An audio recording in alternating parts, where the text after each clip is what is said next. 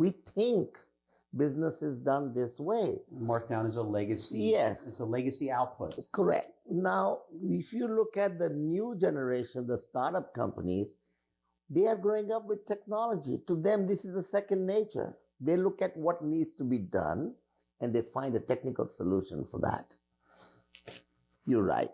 I am going to limit my product range and set up my specialty units if I'm going to make denim shirts or denim pants or colored pants or dresses or whatever, and use my technology. Because I'm going to make one of a kind, my cost will go up a little. It will. I'm going to fly that thing in. Yes, I'm going to fly it and send it straight to the consumer. No, that's where the logistics come in. Yes. Amazon is doing it. We have right now customers getting at midnight. They don't know whether they're going to have 968 pants to do or 1,143 garments. They don't know which sizes and which colors, but they have those fabrics ready.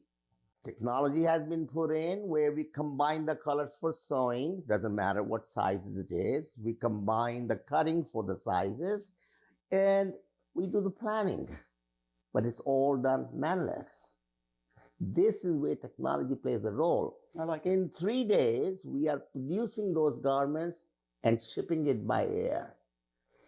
The factory is getting $3 a garment more and is making more money, making less garments, but it's a different business model. It's a different business model. They have to get $3 more. The standard allowed minutes are much higher, and but it's a more productive model. You're right on that. And there, over the last couple of years, Mike Todaro and Sue Strickland from AAPN have emphasized this with Barbara Zines. And Barbara did a really good job of talking about the markdown and the impact on the business. You remember some of those conversations? And at the end of the day, if we could find a way to eliminate the markdown, not even all of it, because you're going to have maybe excess fabric, excess inventory of tags, tickets, labels, trim, whatever it may be, but to reduce the markdown from the number used is 40, and I'll embrace that, 40%, reduce it to 20, that's a big freaking deal.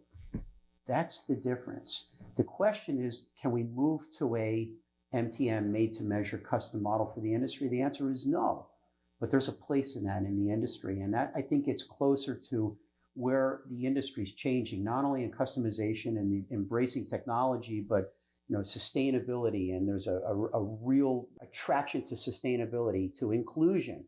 There's a brand, ModCloth, that you may have heard of. It's a women's fashion brand here in Los Angeles, focused on vintage apparel. And their product range is about inclusion and offering product for whoever she may be. And it's a wonderful model, and that's a strategy that they have. And there's many other companies like that that are looking for ways to be attractive to the core consumer. So they're not competing with the Gap or American Eagle or Abercrombie and Fitch and have that same old product offering. So I think that the times are interesting. 2020 is going to be a great year for our industry. Business here in the United States is still very strong. In other parts of the world, I think that there's a reset in Korea, there's a reset in Japan.